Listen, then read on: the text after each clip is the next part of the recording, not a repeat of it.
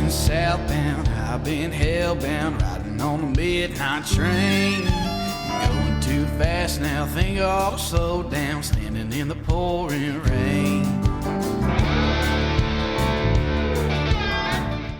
What's going on, guys? Tristan and Tony with the ZD30 podcast. What is going on? So today we got on Jonathan Bowman. Back in October, back before our Instagram got deleted for a bunch of BS, we ran a giveaway. Many of you guys entered, and Jonathan was the winner of the giveaway. Yep. Since then, we've kept in touch, and part of the giveaway was coming on the podcast. Yep. So we're excited to have Jonathan on here, and the cool thing about, Jonathan is he actually writes with Virginia, basically their DNR, DWR is what they call it. So we're going to get into some of that stuff and just some history on him and what duck hunting's like out there in Virginia. So thank you for coming on, Jonathan. How you doing tonight?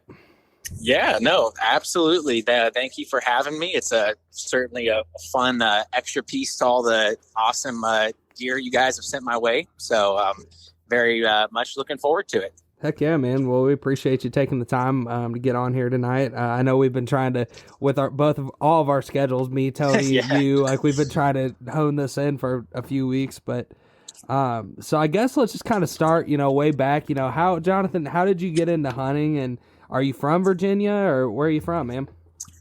You had to ask that. And what's following is I was born in California. Holy cow. So opposite of yeah. He's a pintail purist. Yeah. No, we have an Amelia pintail. I'll tell you about that later. That's in Virginia. Cool. That's just a merganser with a piece of straw stuck in the back. But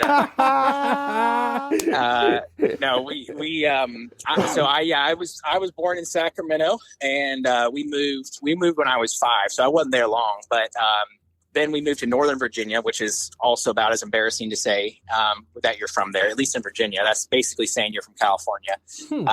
But it's I did not grow up hunting. Barely had shot a gun. My grandfather did do a lot of upland hunting on work trips and things like that, but just was never something that I got to do. So we went backpacking, things like that outdoors. Sure. So I was outdoors, but never did that. Always wanted to. And so my first job after college was in Amelia County, Virginia, which is the greatest county in Virginia. And that's about an hour southwest of Richmond.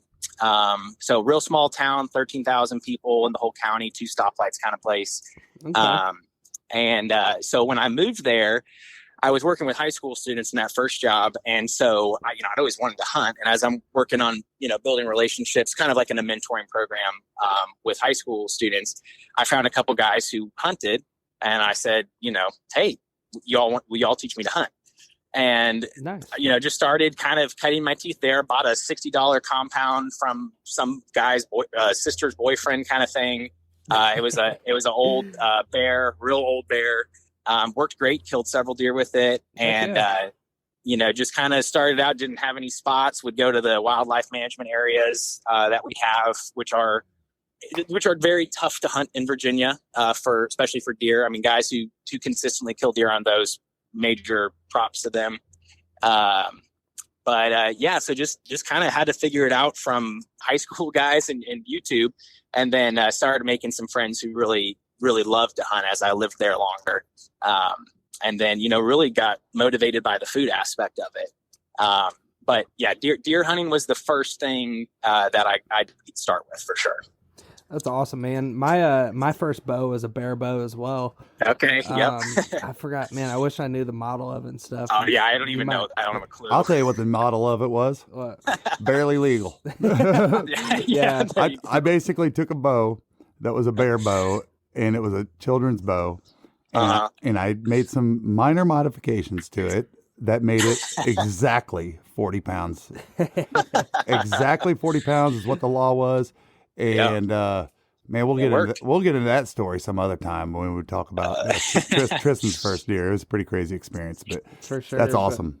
Yeah, man, that's kind of our first love too, is the deer hunting and stuff, and which is great in Virginia. Oh yeah, it's awesome in Virginia. Yep. Virginia is like one of those sleeper states for deer. I feel, dude.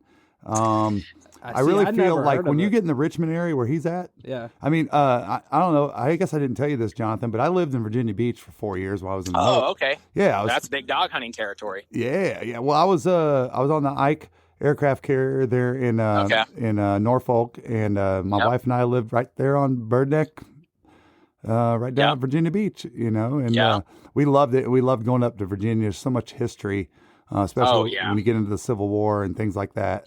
It's a great area. But I do know that being a bow hunter all my life, that I was like, dude, if I ever had time, I could run up to Richmond somewhere and try to shoot a big deer, because you guys have some deer there. Oh yeah. And I mean, they'll definitely, the guys in the western part of the state with the mountains, I mean, they definitely typically have the biggest deer. Of course, if you go in Richmond City, you'll see these photos of urban deer that are insane, but we still kill. I mean, it's not like we're Iowa or anything like that, but we have plenty of deer, and we have I think the best and most generous laws for the amount of deer you can get. So, we will kill a lot. You get 6 tags out the gate. They can be all does or up to $3. Wow. And some of that changes on where you are in the state, but generally that's true. And then, you fill your thing up. You want to get 6 more doe tags, it's $20. Wow. That's so as far as bucks, that's the most generous. Definitely I've heard on bucks. And then overall deer, I mean, I think Georgia's pretty crazy too, isn't? I think here you can shoot. Oh yeah. Georgia's a lot, I think too. It's like, I think you can shoot 2 bucks, but one of them has to be greater than 4 points on one side. And you can shoot 10 does. And 10 does. But we don't even have tags here. Yeah, no tags here. No tags here. You just buy a license. Yeah, and you check in your deer. Interesting. You do a harvest report to check your deer in. That's part of your license that you get. But there's no tag. Unlike we're used to Illinois, where you have, you get a either sex tag and a buck only tag. Or a doe only tag and an either sex. So you could use that to shoot 2 does if you wanted to, but you'd be kind of dumb because then you have to buy another one. But right. Yeah, exactly. Yeah, you'll get 3 either sex tags and then 3 antlerless. And then it'll go for, and then like in the western part of the state, they have those rules where there's some antler point requirements, and it changes from county to county. Like one county north of me, they just became allowed to shoot rifles as long as they're in a tree stand. And Amelia, you can use a rifle anywhere. Southampton County, you can't use a rifle. You can't even use a muzzleloader. You can only use shotguns. So the whole rifle thing has always been such a mind blower to us, because So in Illinois, well, actually, real quick to wrap up the whole Illinois thing, it is really weird to us to go back to Illinois, because we always go back and bow hunt Illinois just because we're from there. And it just to go to the Walmart and get your old school and tags in your hand is so weird compared to like using the app in Georgia. You get on the Same app in Virginia. Log it. Exactly. But easy, quick. You can do it 5 minutes before if you had to. Yep. Oh crap! The game warden's coming by. I've never heard of anybody doing that before. No. And just to be clear, we have never done that. Now we have witnessed people doing that. And we we're in the witnessed same boat. And we witnessed somebody that didn't do it quick enough. And there you go. It'll happen. But that's always blown my mind too. And especially with us being so close to Cade and stuff. He has. I forgot what his numbers are, but he's he's been checked like I don't know how many times. Right. And one thing and there's something to say about it, when you run a respectable business and you outline your hunters and tell them this is what you need and you give them the right direction, they get their stuff. He's been checked. I mean, it's a big number. How many times he's been checked? I want to say like 50, 100 times. And they've never had a violation, and he's like, that instills a lot of confidence in the game warden to know, hey, I'm going over to check Delta Thunder Outfitters today. Typically, they're pretty good. And I will tell you that the experiences I've had with him when we've gotten checked, the game wardens were super cool. They came in and said, hey, this is a part of the process. And everybody unload your guns, give me 3 shells, that kind of thing. Yep. For sure. So, we've never, sorry, go ahead. No, go ahead, bro. Yeah, I was going to say, any encounter I've had with a warden, I mean, they've always been very positive here. we had a federal guy come on Dove Day one time, and he gave us a little bit of runaround, but I think he was just a little disappointed we didn't have any. That you'll get a lot of guys that don't fill out the HIP survey, which is the harvest. Yeah, so we'll get a lot of guys who, when we don't, but that's what they're used to, right? And they'll write out $100 ticket for that. But he was, they actually, it was kind of a funny, quick story. Mm-hmm. One of the neighbors of this property that just moved from New Jersey, and like, I'm moving to Virginia to not, I don't want anybody bothering me, that kind of thing. Yeah. And like, he has a Tesla. There's not a lot of people with Teslas in a million. And he's also that's a little giving away, but who he might be. But anyways, he comes out there and has this, whole Jersey accent, and when the warden, you have your HIP stuff and your license, and he's like, man, I'm on my own land, and starts going off in sort of a New Jersey fashion, you might imagine. And he's the warden's not loving it too much, but the guy literally pulls out like $40. He's like, what, how much does it take go away, and the warden was like, all right, listen, man, you need to get this next time, I'll let you go, but like, I'm not taking your money. And it's just it was funny to see that happen. But yeah, they've always been good to us. That's hilarious, this is and I may have overlooked this on the outline, but if it's on there, I apologize for jumping ahead. But me, just personally, I want to know, how did you first discover us? Yeah, you know what? This is a funny story because I had seen, I want to say, I feel like I had followed you guys for a while, but you know how the Instagram algorithm can be. And of course, it's not the most favorable to people with our interests. And so I had followed y'all for, I would say, like probably a year or so. And because I was definitely familiar with the name and knew y'all. And then I think I hadn't seen anything in a while. And then I saw somebody repost the giveaway. And it wasn't like somebody As waterfowlers, we experience all kinds of extreme weather conditions. Stay bone dry and warm with Frog Togs hunting gear. You can check them out at frogtogs.com or at Frog Togs Hunt on Instagram. I'm personally friends with. I just saw somebody repost it. Mm-hmm. And I'll be honest, I have done very few giveaways in my life. So I saw that and I was like, hey, that's there. I can do this. I tagged, a few buddies, and that was kind of it. But anyways, I had seen it, and then that's when, kind of reminded me of stuff. And I had been looking at some of your guys' stuff, and then I see this, hey, you got tagged in this thing you won, and I thought it was a spam thing at first. I was like, oh yeah, right, I didn't win anything. Yeah. But yeah, so no, and it's been funny. One of the guys at my new job, who's the one other hunter in our class of 30 trainees.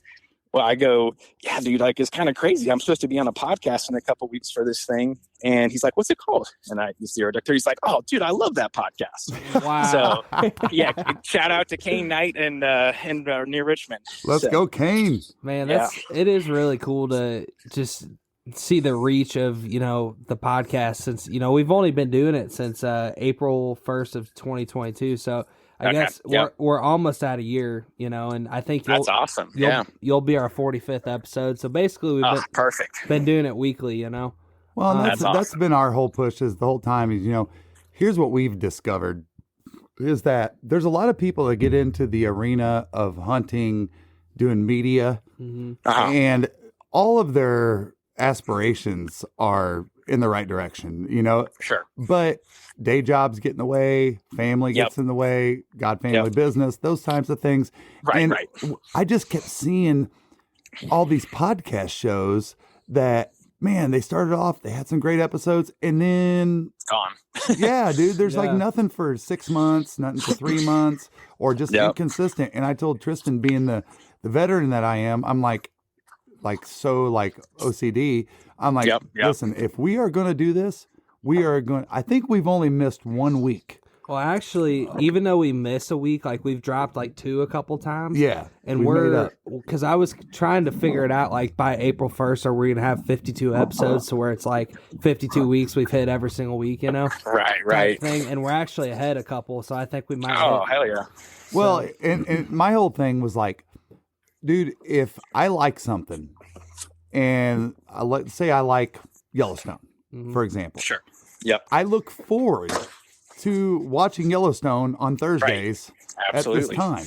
or I plan on recording it and I watch it on my own time. Well, you can do the same thing with the podcast, right? Yep. And so when we've had times where like we were on this kick of presenting them on Monday mornings all the time, where we're watching, what does the best and when we release and stuff. Sure. And the first time that we didn't release one on a Monday, Tristan probably wanted to kill me because it was just like, Dad, it doesn't make that big of a difference. We are putting it out this week. And I'm like, fair enough, So we've just tried to stay consistent. Duck season, that's cool. Duck season and personal life throw a lot of wrenches into your how consistent you can be, because during the off season it's easy. It's like we're not hunting on the weekends.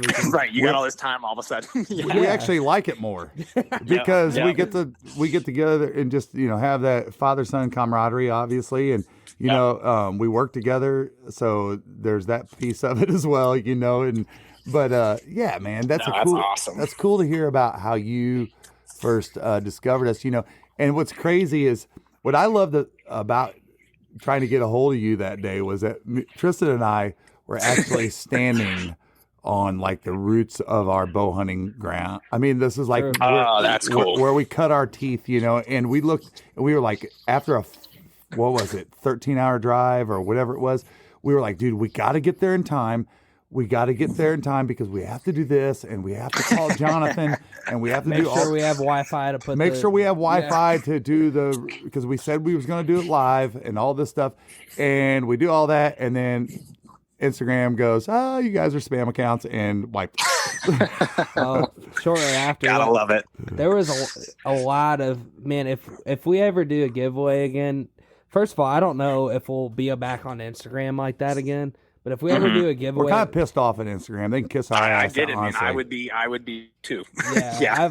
I've put in probably 25 appeals over the last 2 months. Dude. And these are connected to our personal accounts, and they're saying we have a spam account. Are you kidding? Come on. I mean, dude, but you hear about like Rogan talks about his buddies who are getting shut down, and they're no offense, but those guys have a little bit more following, right? Yeah, they can't get it back, And those guys are verified and stuff. Yeah. Right.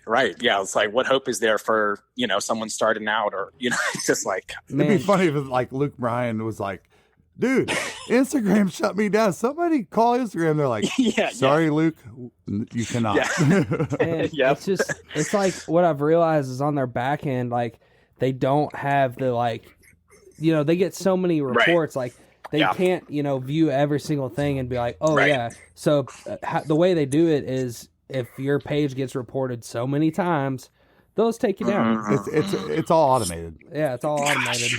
Yeah, that sucks. Well, I mean, it's tough to manage, but it sucks. They'll reap the benefits of what they're doing at some point, honestly. And a couple of these other ones are just going to just fly right past them. Yeah, we just gotta wait for Elon to buy them, and we'll be I'll be the next change. No kidding, dude. I was It'd be called Twittergram. Gotta get back. Get back on Twitter, dude, for real. Yep. Yeah. But so let's get into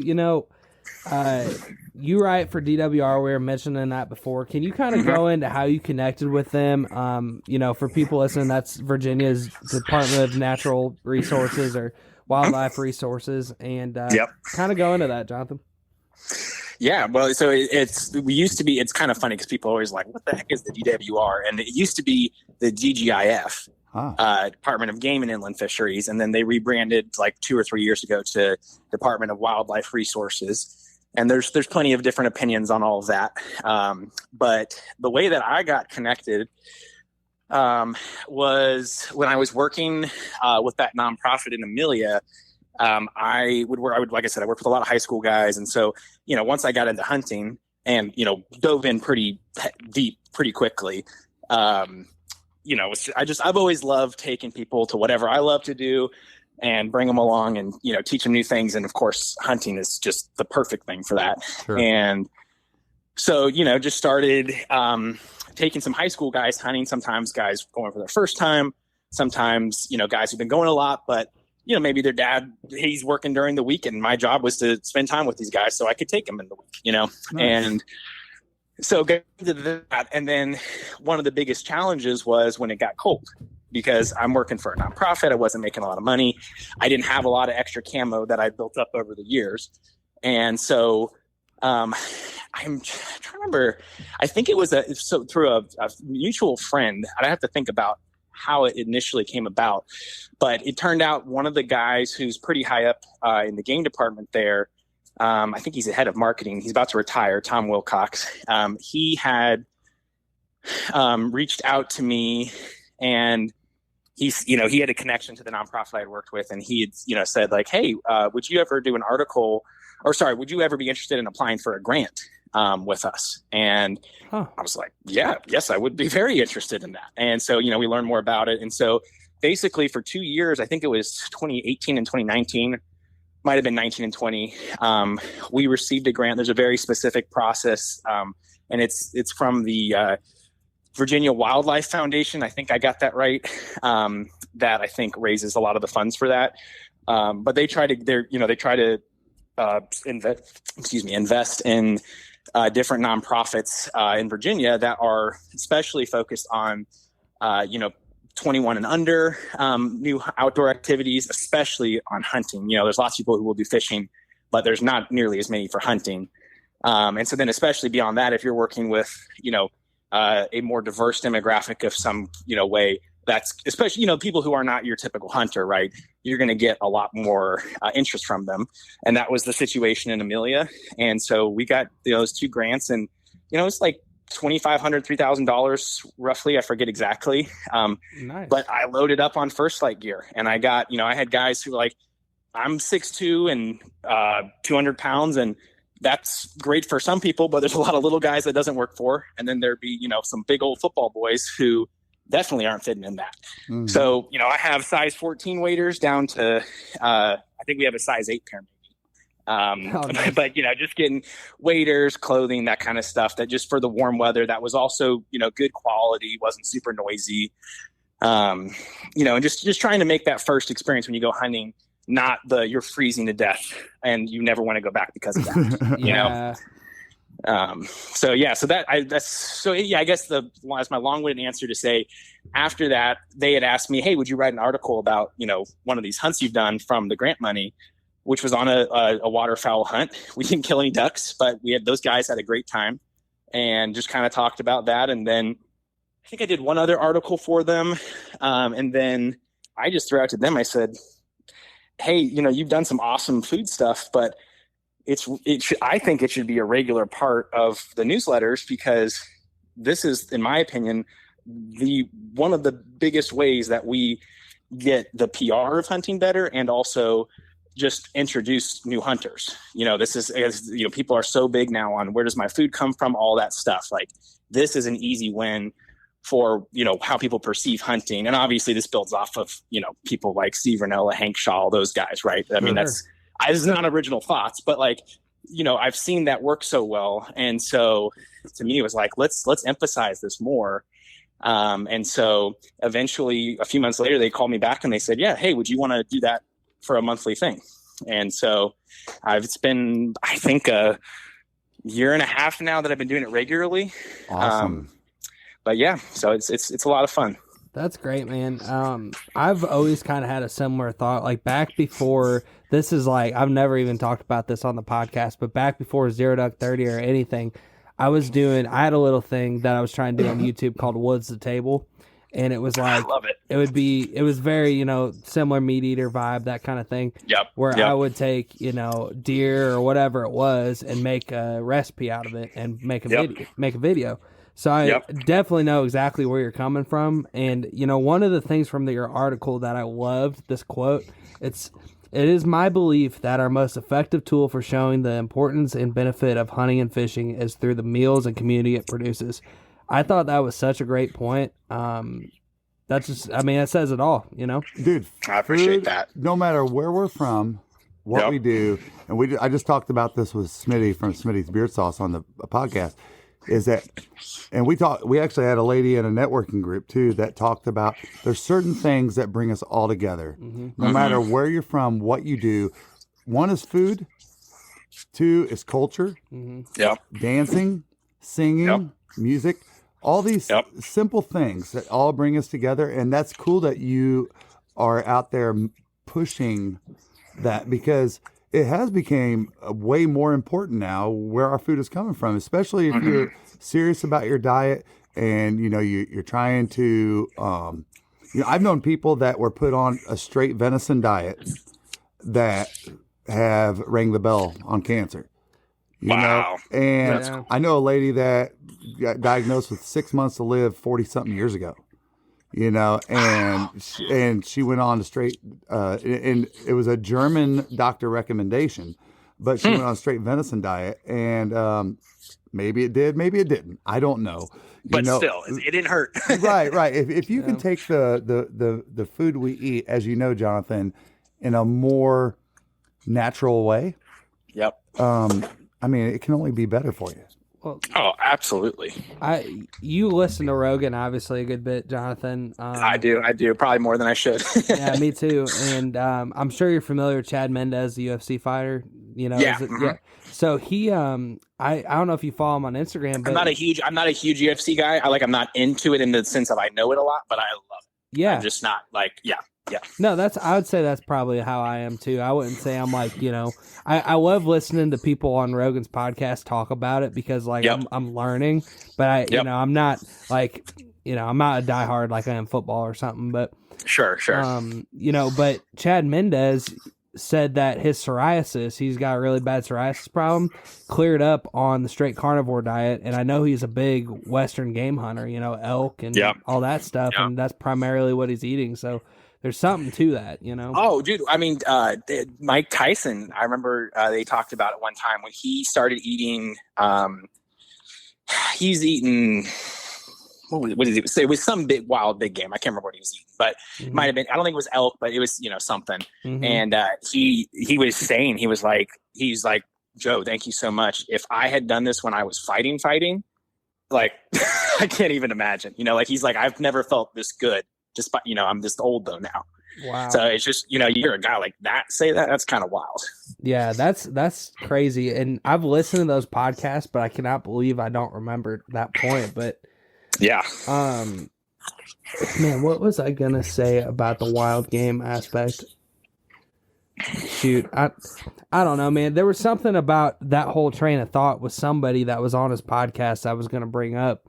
Another point like that, but I guess just to wrap that up, it's like the whole thing you're doing, promoting the wild game aspect, and you hear all these testimonials on how this can be such a beneficial thing. And I remember what I was going to get with it. Rogan and Cam Haynes at one point. We're talking about how if you look at venison and elk compared to cow, protein per ounce. Mm-hmm. I might be a little off on this, but I think cow is 5 to 7 grams of protein per ounce. Venison's 9, elk's 11. I might be a couple grams off. Right, but it's something like that. It's something like that where it's just a much leaner meat, and we know that. I mean, shoot, you talk about making venison burger.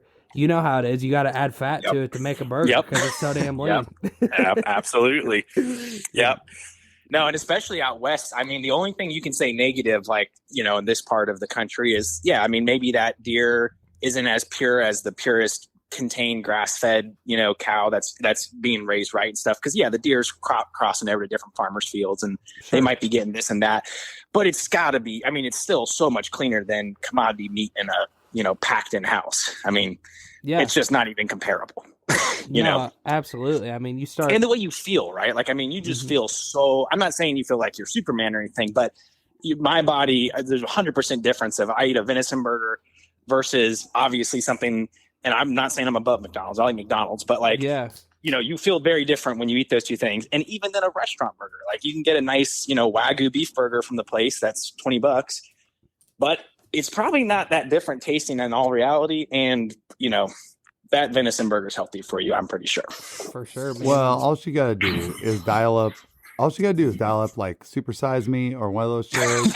We all know, and I'll tell you guys from an older guy's perspective, is when you start getting into more of that fast food and stuff, it's you feel the toll. Oh yes, dude, I'm getting that way now at 26. Yep. I'm like, when we asked my dad and Mario, our buddy, when we were going on road trips, there was a couple times where these guys wanted to get Arby's and shit, and I'm like, dude, when we went to snow goose hunt, we went to duck hunt for Veterans Weekend. I'm not a veteran, but they are. I just went out to film, and we were also going to snow goose hunt the next day. Me and Mario made a pact. We're like, no fast food on this road trip. So I think we got Chipotle twice on the road trip. Yeah.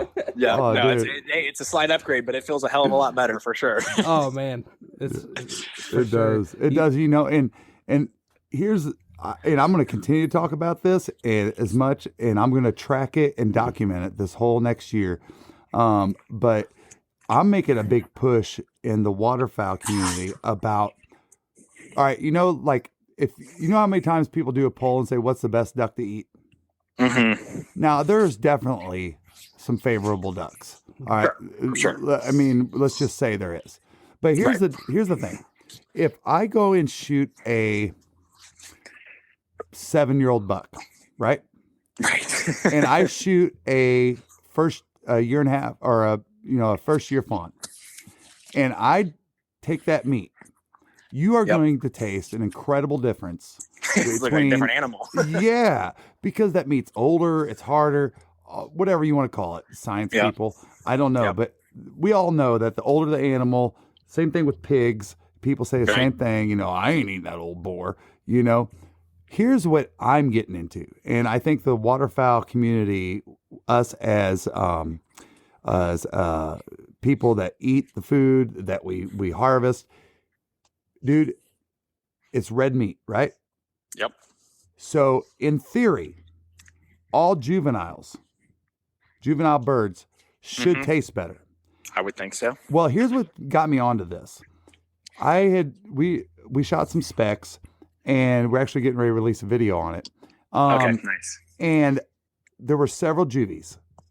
I went to cut them open, and I was recording a video on how to breast out a speckle-belly goose. And I looked at that juvie, and I'm like, dude, that looks like fawn meat. I mean, it was like milky looking. You could feel the tenderness. Yeah, I could feel the tenderness and everything. So here's some facts that we know about meat. Number one, if it's younger, it's typically better.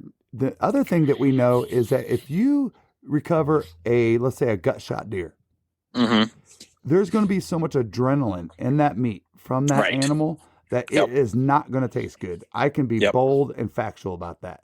That's why that, when it's good for jerky. But these people that process beef, for example, chicken, poultry, you name it, they take them swiftly, and the reason for that is because of that adrenaline factor. Now, I am going to have these different colored bands, and I'm going to start marking the ducks that we shoot, Tristan, that are cripples, and I'm going to start documenting so that I have factual evidence to show, because I truly believe that if we focus, that we're going to turn a bunch of waterfowl hunters into juvie killers, because we're all going to be like, dude, I got to have that. I got to have that younger meat. But it gets lost because you go out and shoot 6 ducks, and I mean, they're smaller pieces of meat, and it gets lost compared to, say, like a deer. Does that make sense? Yeah. Nope. That's totally. That's really interesting, because, like, I've found with my own duck cooking, throughout time, that sometimes a duck you would think is eating the same stuff, same species of duck, you cook it the same way. Sometimes one of them tastes better than the other one. And, it makes you wonder if that's kind of the scenario that's going on there, Right. Well, the other false perception is this, too. In duck hunters, I'm going to blow you away with this. In waterfowl hunters, guess what? A mallard is a puddle duck, right? A pintail is a puddle duck. Unfortunately, you guys, they eat a lot of different tadpoles. They eat frogs. They eat crustaceans. They eat all these things that you think that a diver duck eats. And, I'm not eating that. Because a coot, guess what? A coot, it probably eats better than all those ducks. I don't know. I mean, who knows? But but there's just this whole false misperception. Yeah, it drives me nuts. Yeah, right. Well, you being in Virginia, I don't know. We'll get into this in a second, Virginia duck hunting. But from my perspective, Virginia is a very diver-heavy state, and the perspective on divers, like, we eat ringnecks all the time because we kill them all the time in Florida. And I have zero problem with ringnecks. I think I've cooked the same recipe, a ringneck and a pintail. The only thing is I didn't keep the skin on the ringneck. I kept it on the pintail. And they tasted the same. you know? Yep. But I think I'm onto something with this whole juvie thing and wounded, crippled ducks. Oh, I think absolutely. To speak into just specifically to that, I mean, the guy, his name's Robbie Robinson. He's an eye doctor and a farmer and a bunch of different stuff. We're like one of the best bench rest 1,000-yard shooters of all time. Huh. And I help out on his farm. That's where we get all of our beef, all of our pork, lamb, all that. Cool. And so he knows a lot about this stuff. And that was one of the first things he impressed on me. He's like, man, if you're shooting does, headshots. And what do you hear in the hunting community especially if you're just learning from, whatever big publications online? I don't mean Meat Eater, but other ones that are traditionally the big ones. Mm-hmm. You're going for the big buck. This is how you always, never take a headshot, blah, blah, blah.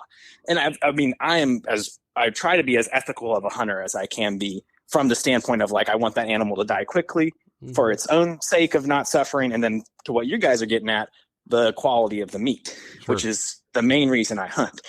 And I killed one 8-pointer this year. I shot him right behind my house before church, and he just happened to walk through the backyard. Thank you, and Jesus. Yes, I said thank you, Jesus. Absolutely. I get excited about some big antlers for sure. But I also killed 3 or 4 year or 2-year-old deer this year. And that's because they taste great, mm-hmm. and the ones, at least in my anecdotal experience, a headshot deer that drops on the spot, it is just, you can't, when you're butchering that thing up, I'll pull little pieces of backstrap off and just eat them raw. It's so clean and good. Yeah. It definitely makes a difference. Yeah. Well, you heard it first here at ZD30, Jonathan. So whenever I become a superstar, whenever I become, y'all better look out. Like, I'm going to be the, what's his name? The Hell's Kitchen or whatever. Gordon Ramsay. Gordon Ramsay. I'm going to be Gordon Tony. And I love it. And we're gonna start a whole new trend. No, I think that's cool. I'll say the one other quick thing on that note for similar to what you were saying, Tristan. I kept hearing, snow goose are trash birds, right? And I hadn't killed one or hunted one or had the opportunity to, but my buddies go up and they go on this hunt and. They go up on this hunt. There's, a bunch of guys, they kill a ton of birds, and Clay's going, all right, so like, what do we do now? Like, what's the fastest way to get, the meat out of these things? And they're all kind of like, oh, we don't normally keep them. They're trash birds. And he was kind of like, dude, like we have 70 geese right here. Like we can't do that. Yeah. And so these two of my buddies, they took all the geese with them. And they're just up in like a townhome in Nova, which is what they call that area of Northern Virginia. And they're just plucking feathers. Feathers are flying around Arlington, into people's neighboring yards. Like, 70 geese. Like they're just breasting them out because there's so many of them. But like it's a lot of feathers still. Right. But I would love to do that in an HOA. Oh, absolutely. Yes, absolutely. Just for the thrill of, watching other people's faces. Right. But so they bring back all this meat and, we're like, let's figure it out. First thing I wanted to do was a blind taste test with a Canada goose. And so just cooked them, basically like steaks and tried to keep them exactly the same as much as possible. Mm-hmm. Blind taste tested it. I had my wife, I was like, hey, mix them up, give me bites. And I'm going to guess. I thought the snow goose was better. Not by much. I thought it was pretty damn similar, but I thought the snow goose was better. Now that's one time. But still, they're definitely not trash birds, is my point, at least. Well, and let's talk about preparation. I was going to get into this, because we just did a podcast that's unreleased with a group called True Southern Waterfowl. Okay. They're going to hunt, snow geese in Arkansas for a week, and we got onto this topic. And when you brought it up that you obviously with your love for food and you're about to go snow goose hunting, I was curious kind of what you had earmarked as like stuff you want to, try cooking wise. And yeah. I got 4 of them from when we went that have been aging in my fridge that I'm about to, as a safe thing, I'm going to try doing, I have a Traeger, so I'm going to do jerky out of them because somebody had some there, but you're exactly right. People with snow geese, like the guides and stuff like that we hunt with, like, a lot of times they're like, man, take as many as you want because we don't like them. And it's, to me, it's got to be like the same thing as like eating a ringneck, Yeah, it's just a lot of, people hearing something that someone said, and we killed a bunch of ruddy ducks for the first time the other week, and those were great. We cooked up a bunch of them at a party, a bunch of people who barely ever eat duck or wild game, and nobody thought twice about it. They didn't know a ruddy duck is not, a choice duck in a lot of people's minds. It was fine. And we didn't do anything different with them, hardly. Well, here, I'm going to step out and say this about snow geese. Now, let's take this thought on. We all know, and all of us know there's a conservation season, right? Because of the amount. Right. It's not uncommon for people to talk about a 20-year-old snow goose. Yeah, that's true. Wow. All right. I didn't know that. So Wow. if we're killing a lot of mature birds, i.e. mature old buck, do you want coffee that doesn't suck? Get the duck. Dirty Duck coffee is made specifically for the waterfowl enthusiast. Enjoy flavors like Morning Wood, Dark Dynasty, Cinnamon Teal Snickerdoodle, and First Flight to unlock the flavor that you'll enjoy in the blind for years to come. Our friends at Dirty Duck Coffee Company are now offering all ZeroDuck30 followers a 15% discount when you use code ZeroDuck15 on your next order. I.e. mature old pig. Maybe the perception's been based on the age of the animals that we're killing. I mean, who knows? Well, that's a good point. What's interesting though about what I would be interested to know about snow geese, right, is like people still say that, and the juvies are the ones that get killed a lot of times. So it's not like those big old ones. That's true. It's very rare that the big old ones get killed. Or, the juvies get the big old ones to come everybody's chasing the juvies because the juvies bring in the adults or whatever. Right. Well, they're the ones that are dumb and decoy and whatever, but who knows? Yeah. Yeah. It's interesting. It is interesting. No, it is. I think for, you were asking about preparation. So I haven't done a ton because I haven't had a ton. I guess I got a bunch. Like this one time I got 30 or 40 breasts from these guys. Holy cow. And yeah, oh dude, they killed it. I mean, the last 2 years they've killed over 100 both times on one day. Beautiful. Wow. So yeah, we're excited. But the two things I have done, I've cooked them just like a steak, like I would, and I've got an article somewhere on the game department site about that, which is basically like I'm imploring people, hey, start keeping a Canada goose breast or a snow goose breast and treat it like a steak, like cook it real rare, medium rare, blah, blah, blah. Salt and pepper. You can do some other stuff, but you don't have to get crazy with it. Mm-hmm. Definitely don't overcook it or it will suck. Yeah. Unless you go jerky route. But the other thing that I love, which is, y'all familiar with Hank Shaw? Yeah. Yeah. Okay. So, Hank Shaw, that's like, to me, Meat Eater's where I got started with a lot of this stuff. And then Hank Shaw was like, oh, this guy, the way he talks about food, I've never cooked something in his recipes that didn't turn out just absolutely delicious, unless I messed up. Right.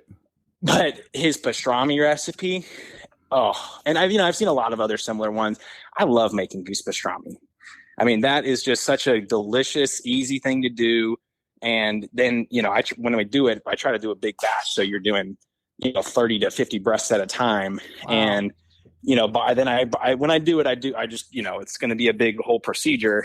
I borrow the guy I was talking about earlier, Robbie's Meats. He has a big, kind of commercial grade meat slicer, and you can slice it real thin, and then, just vacuum seal that stuff up, and you have a lot of lunches and snack meats and,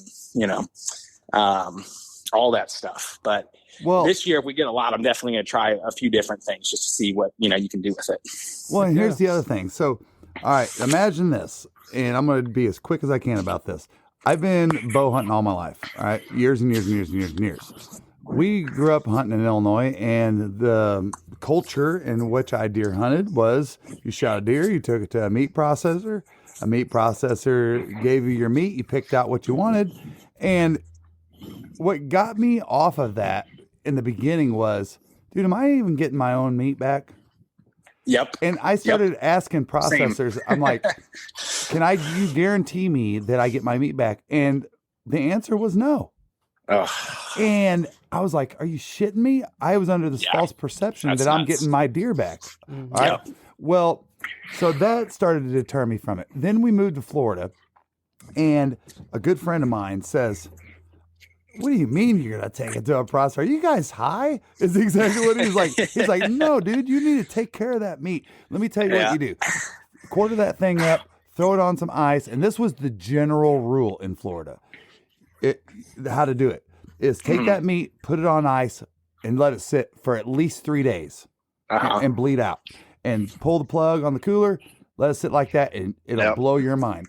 We started doing that, Tristan and I, and eating that meat, and we were like, are you kidding me right now, dude? This is a drastic difference in taste. Yep. All right? Yep. So then the same guy he does his own research and stuff, and it's like, dude, I'm going to start hanging all my waterfowl for 2 to 3 weeks. Yep. And we're like, what are you talking about? He goes, it's like an old school tradition. French thing. Yeah. Yeah. That this is what you do with waterfowl. I go, come on, dude. I was just like, I was just like, wasn't really believing it. And I probably shouldn't have been that way because I've never eaten a bad meal at his house ever in my life. But he's been on this kick. Well, and we've talked about it on the podcast before, but Tristan and I go over there and have Bufflehead toasted cheese cantaloupe something extravaganza super incredible sandwich. All right, and he's like, "Oh, those are Buffleheads, dude." And I'm like, "What? Yeah, dude, that's awesome. Bufflehead smells like a frog, dude. Are you kidding me?" That's a recipe that would be, dude. That's one that would be worthy of your one of the article, best, man. It was crazy. One of the best waterfowl meals I've ever had. Oh, that's awesome. Who would have thought duck and cantaloupe grilled cheese? Bufflehead and cantaloupe. I would not have thought that. I would definitely have to try it to believe it, but I believe you. That's that's a weird combo, but it sounds awesome at the same time. Well, so, that's what kind of got us on this kick now with the aging of our birds, and one thing Mario talked about. It makes such a difference. Yeah, and he goes, one thing you guys got to realize, he goes, that the anatomy of waterfowl is different than the anatomy of a deer, just like the anatomy of a coyote is incredibly different than a deer. So it makes sense, and so that's the route we're going, and then that's what I'm talking about as far as the preparation is, man, you got to prepare it right, and if that, I mean, I am a believer in that method, and it seems a little weird. It does at first, like you're aging your birds and you smell that fridge and you're like, dude, I don't know what this is going to turn out with, right? Whenever I breast these out, and you breast them out and they're beautiful. Oh yeah. And the meat will be gorgeous red and it looks like it was brand new, but it's had that time to, do its thing and settle down and drain. Yes. And drain. And now are y'all hanging them guts in or guts out? Guts in by the head. Yep.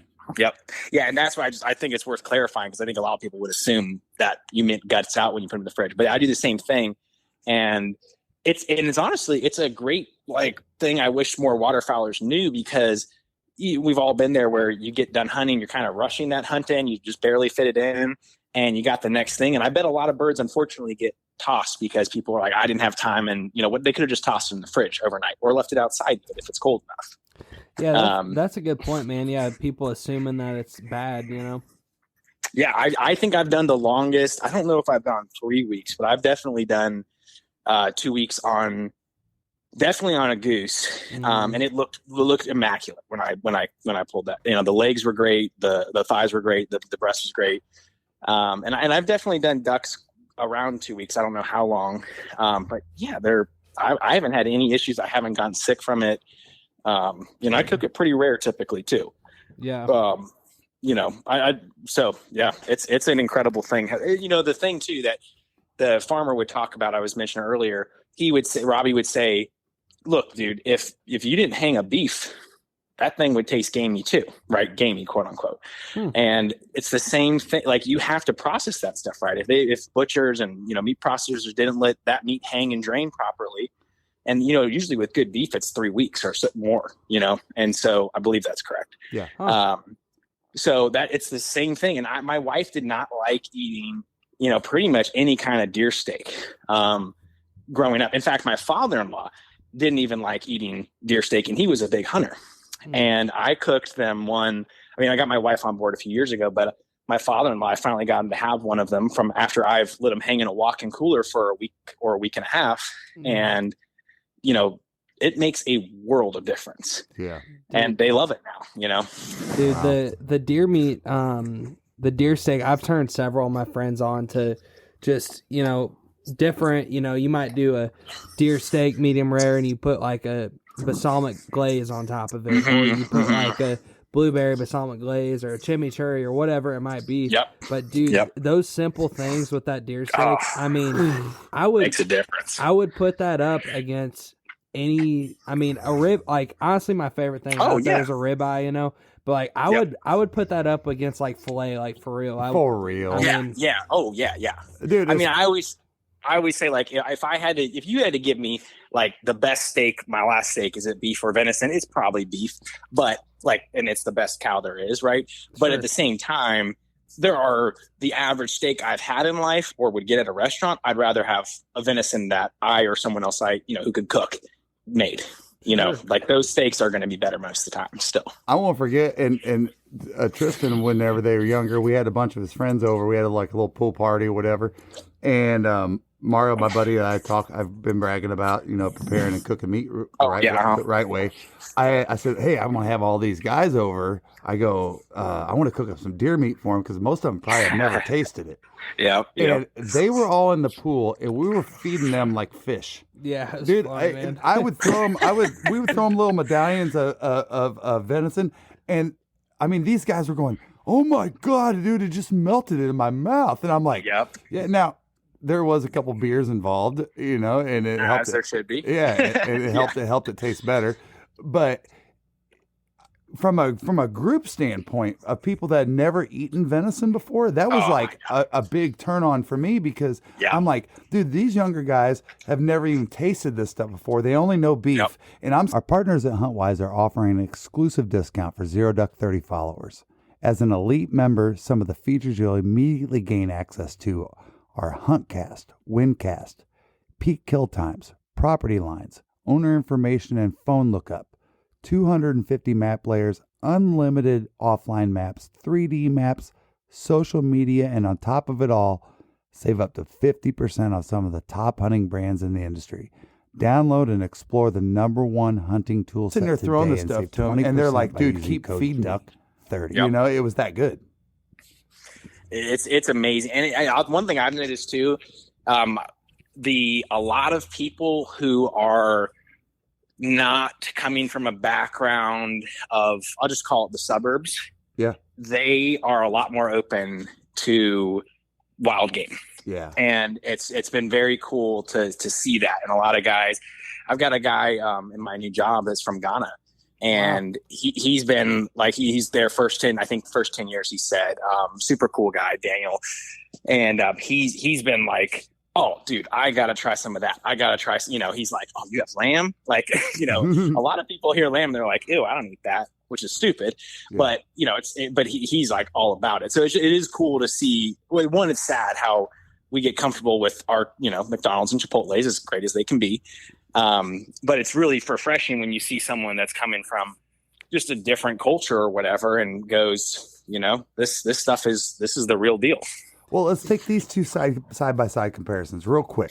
All right, the commercial beef industry has figured out how we process the meat, how basically all the steps involved to give the consumer the best piece of beef, right? Yep. Now, they're professionals at it. That's what they do, right? Yep. Yeah. Well, there's not an avenue for that with us with wild game, you know? Right. So we got to create that channel of belief. And so does that make sense? No, I think it totally makes sense. Yeah. And you know what the thing is too, that the quote unquote, and this is, I think, the advantage we have, quote unquote, is if you were to put wild game, right, versus commodity, the big advantage that we have is with the commodity stuff, you know, they've perfected like what is this Americanized version of the perfect meat, which means it's super like melt in your mouth tender, which I do enjoy that. But something Wade Churong, I think, hopefully Wade, I'm pronouncing his name correctly. He used to write, he's kind of my predecessor for the game department, and then he moved up and now he writes with Wild and Whole with Meat Eater. Mm-hmm. And one of the things that Wade had mentioned to me the one time we got to meet was that he worked at like a high-end American cuisine restaurant of some kind. And he said, yeah, man, it's just like everything was pureed, all this stuff. He's like, people just want to have their food be, baby food, and just, he's like, real flavor usually requires chewing. Yeah, that's not an exact quote, but that's what he's getting at. Yeah. And it's always stuck with me. And I think it's true. Like, like the grass-fed beef I get, it's not as tender as, the steak you're going to go buy at Wegmans that costs $70 or whatever. But what's in it and the nutrition of it and, the actual flavor, it's something totally different, Yeah, man. It really kind of, you're talking about your buddy from Ghana that you work with. And I would imagine, I don't know what his, upbringing is like, but so many different cultures are so open to eating wild game, and just eating stuff that they, and if you think about just us as Americans, I mean, you go back to like when our grandparents or great grandparents were kids. You're fringing on the point where more people were feeding themselves through wild game than the grocery store. Yeah. And that's a good point. It's crazy how this has got so like manipulated to the point where people are like, oh, I would never eat a wild deer or wild, whatever it might be, wild duck, whatever. It blows my mind when I hear that. Yep. I know you are on the same wavelength just from blows my mind. And it's just like, dude, it's like, do you not realize that like this is what we were 200 years ago, 150 years ago? This is how you fed your family, Right. So no, I totally agree. But well, man, let's get into some of, we won't keep you all night, but I wanted to get into some of Virginia duck hunting. I've never duck hunted in Virginia. A lot of people listen to us are Arkansas, Florida, that kind of, Southeast, so kind of give us a rundown of, what waterfowl hunting's like in Virginia. Yeah. No, I'll give as best I can of a representation. My qualifying statement is I've hunted very little on the East Coast, and I really haven't done much of that in Virginia. It's supposed to be much better over there, generally speaking. Okay. The western part of the state, I've done a little bit of hunting where you get in the mountains, and I would never have expected it, but and my first hunts were in Harrisonburg in the western part of Virginia. And you're up in the mountains and it's like, why are there all these ducks here? And then where we live outside of Richmond, Central Virginia, it can be pretty tough. We're not really in the best flyaway spot from the limited understanding I have of all that. Sure. But we have a lot of wood ducks, and thankfully wood ducks are one of those best tasting ducks in my opinion. And obviously a gorgeous bird. So I've probably killed more wood ducks than I've killed of anything else. So, it's definitely, I guess for where we hunt, typically what we're doing here, we have access to the Appomattox River. We love Appomattox River. It's God's lazy river, sandy bottom. You never see anybody on it. We go there in the summertime all the time, spend hours in that thing. That's awesome. And so this is the first year we've had some boats that we can really take out on the river, get out to Lake Chesden, cut our teeth in some more public water, which, has been a rude awakening, but it's been an experience and learning. As is any public land. Yeah. So, we're learning that. But, a lot of it and what I really got into the first, can I talk about, kind of the first waterfowl hunts I went on to with that? Yeah, go ahead, man. Because that's one of the things I was going to ask, and you can kind of parlay this into that, was like, your favorite duck hunting story. So I don't know. I mean, maybe you can do a little twofer there. I'll see if I can weave it in. Yeah. So we had the first duck hunt I went on, we saw 2 ducks, didn't pull a trigger. No one pulled a trigger, just a little farm pond in Harrisonburg in the mountains. And I'd been deer hunting for a few years, but did that. And I just dove hunted for the first time, I think like a year or 2 before. And I was like, oh man, this is awesome. Like, I get it. I love shotguns. I love shooting skeet, all that. Probably the best at shooting a shotgun of, between a rifle, pistol, shotgun. But hadn't gotten into anything where a shotgun was that useful to me at this point. So we go on this hunt, nothing happens. We invite these same guys to come to us in Amelia and come hunt at the club and just kind of show us the ropes is what we're hoping for. And they get a free spot out of it. So we go out there, and this isn't my favorite hunt, but it's one of my favorite hunts. And I'll slip in a quick story of another favorite, but yeah, we go out first morning and our club where we're at is 2,700 acres. It's on my buddy Clay Scott's. It's their family property, and so we take out a couple of his dad's side by sides, and we're going out there. And it had been pouring rain that week, and I think this is in January at this point. Might have been December, but we go out there, and I mean, there is that's the highest I've ever seen the water there. I mean, we were riding where it's almost coming over the doors most of the drive for 15 minutes. And so, it's just like, it's misty outside. It's drizzling, just like the most ducky, you feel like a badass, even though you're in side by sides, not really doing anything badass, right? You're just going down the trail. I am going to really the cool. environment. Right. Exactly. Like, we think it's awesome. And so we get out there and, the guys who knew how to call or start calling and stuff. And we just had, I don't know how many ducks we killed. It wasn't like anything crazy, but for us, you kill 6 or 7 ducks in a hunt. That's a great hunt. Yeah. Sure. And that might be speaking to our lack of experience in duck hunting, or it might speak to just the area. I'm not sure, but it's definitely not like guys are going out here limiting out most days. Right.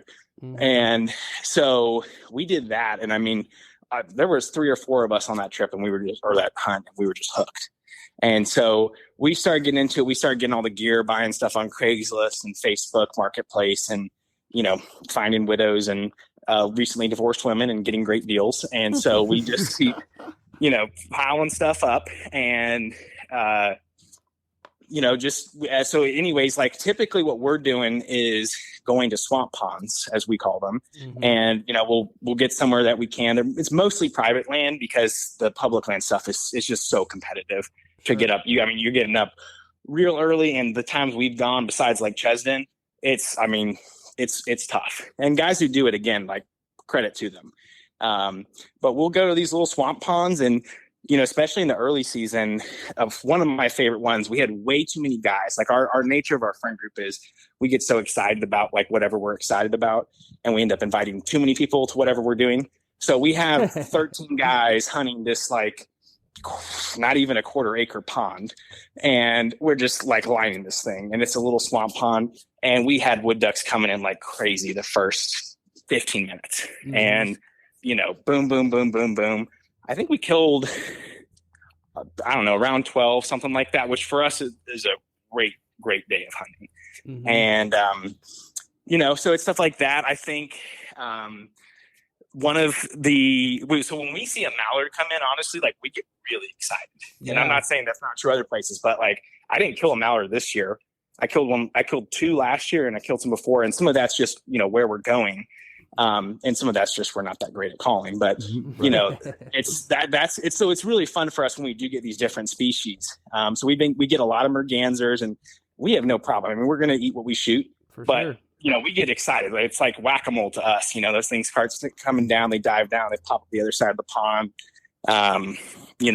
And I think the on the other side, in Harrisonburg, and this might be my favorite hunt.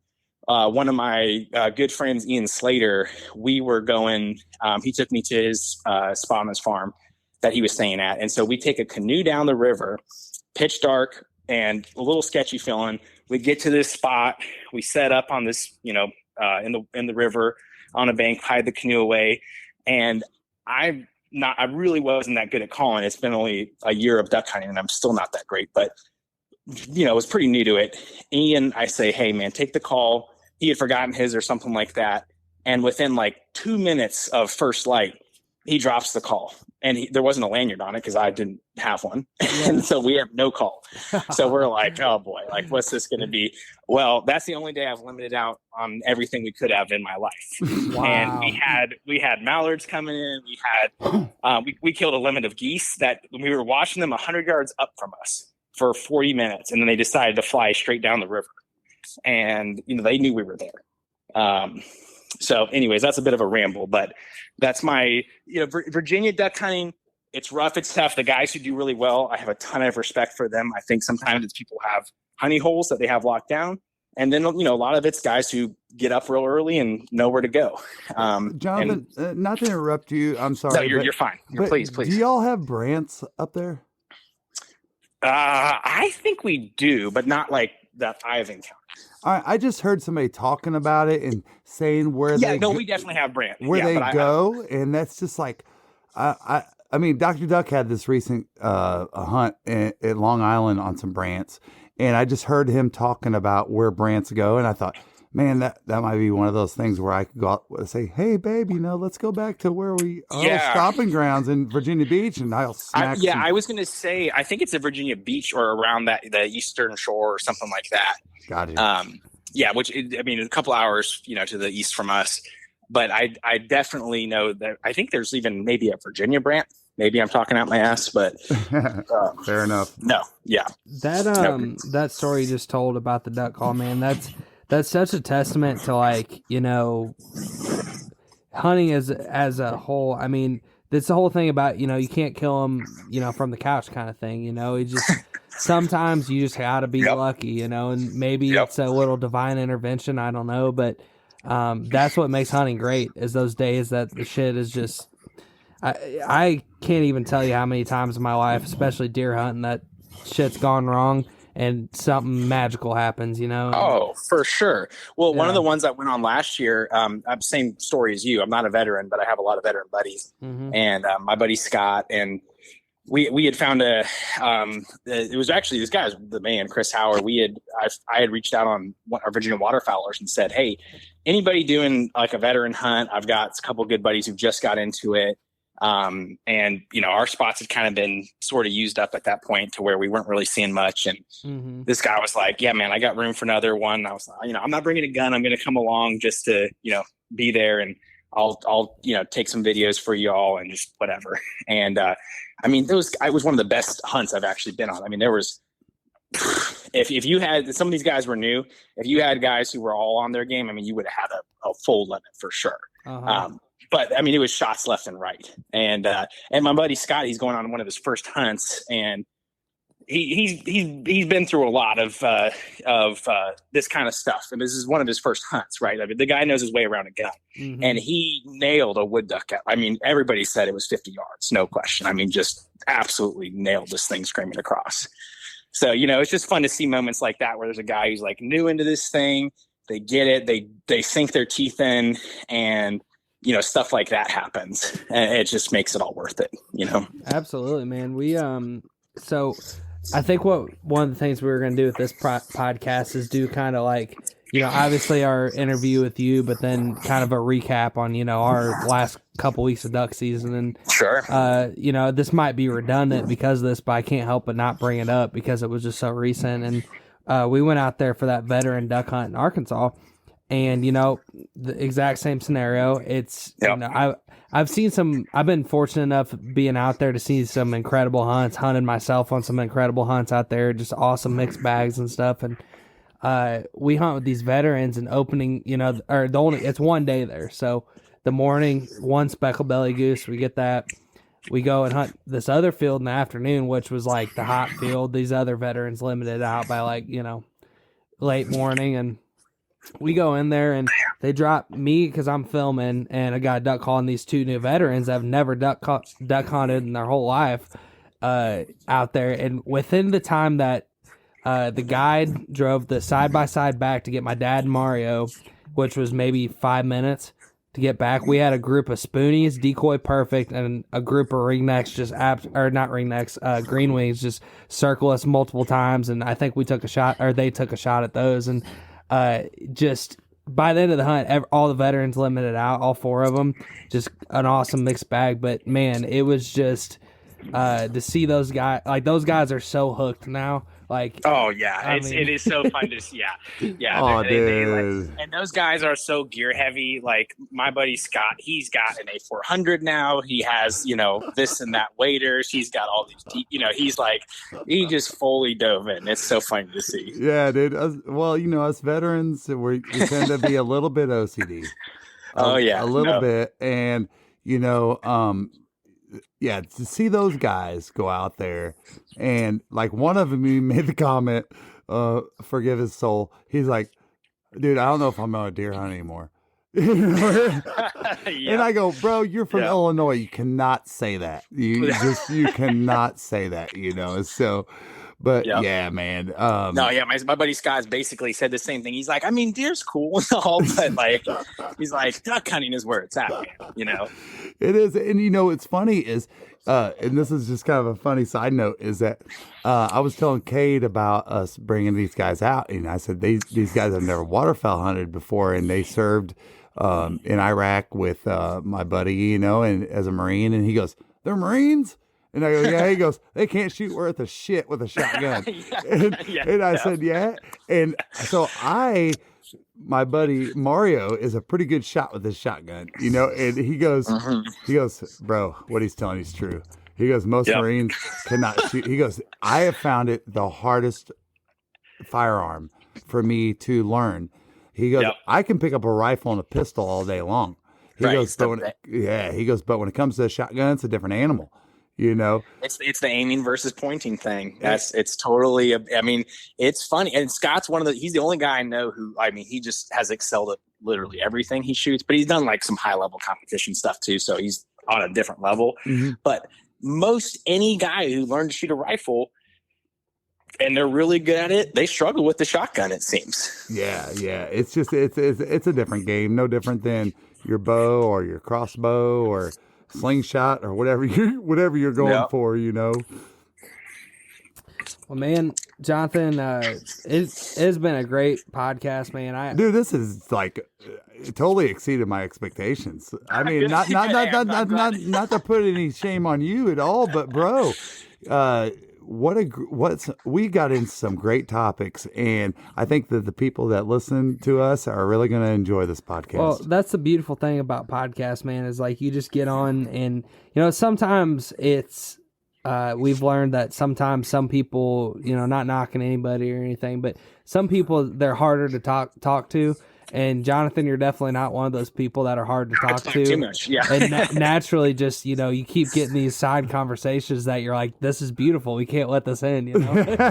Yeah. No, I appreciate it. No, thanks for handling my rambling. I am in sales after all, you know. So I appreciate that. We are too. So that's probably we probably can make this thing a Rogan 3-hour podcast if we wanted to. Yeah. But before we get out of here, please talk again about the not-for-profit. Talk about what you're doing as far as writing and kind of help plug Virginia Duck Hunters. Yeah, and if you don't mind, throw your Instagram, whatever, you know, your handle is on there. Yeah, for sure. So the nonprofit that I work for, they're really not outdoors focused. It just kind of happened to be that the way that I was able to work it in my area, it made a lot of sense. Mm-hmm. And that nonprofit was Young Life. It's a great organization. I'm familiar with them. Yeah. So I do some sort of behind the scenes work with them still. But yeah, great organization. And, you know, specifically in Amelia here, it was a lot of fun to be able to do that. And I'm very thankful for, you know, it worked out. I had this awesome new, you know, passion hobby and got to make it a part of, you know, helping young men understand more of who they are and how life works as best as I could, you know? Yeah. So that's that. And then I think, you know, for Virginia duck hunters, I think there's a lot of great hunting to be done here. There's a lot of awesome, especially, and I mean, I say like it's tough in here. There are some fantastic guides who have, you know, they know how to hunt the public land. They have, you know, some private spots that are awesome. There is definitely some fantastic hunting to be had, and I think especially on the coast, and oddly, it seems in the mountains. But especially goose. You know, September goose is a big thing here. I've never been super successful at it, but I know a lot of guys who have. Mm-hmm. And then we have the Virginia DWR.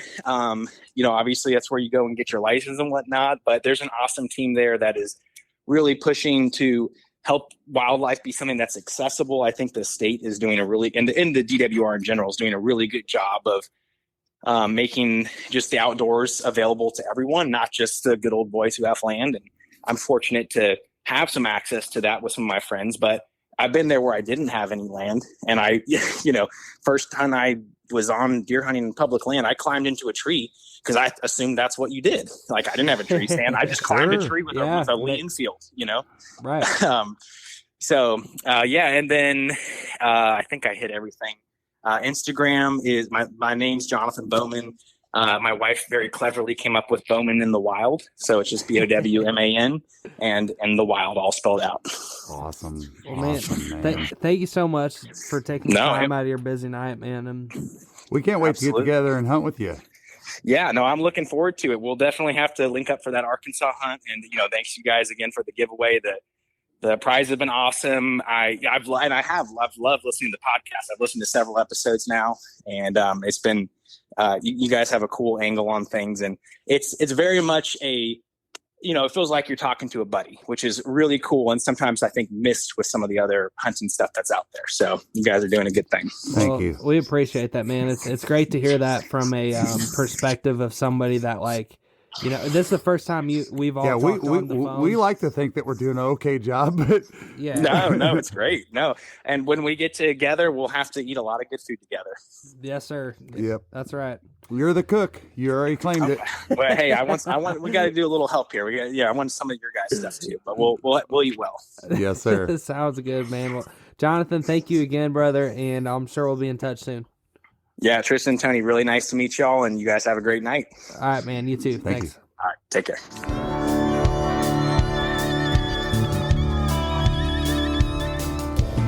I've been southbound, I've been hellbound, riding on the midnight train.